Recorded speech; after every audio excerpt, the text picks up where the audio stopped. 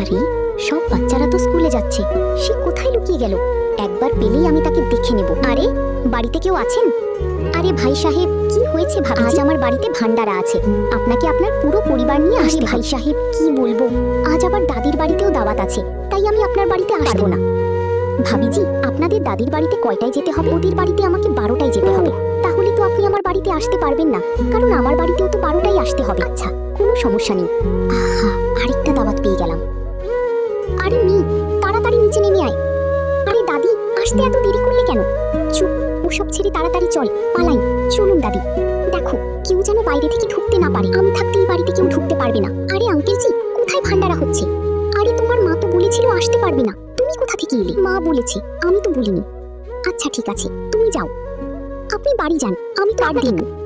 আরে আমার সঙ্গে দাদিও এসেছে, আমি একা যাব না, দাদিও যাবে।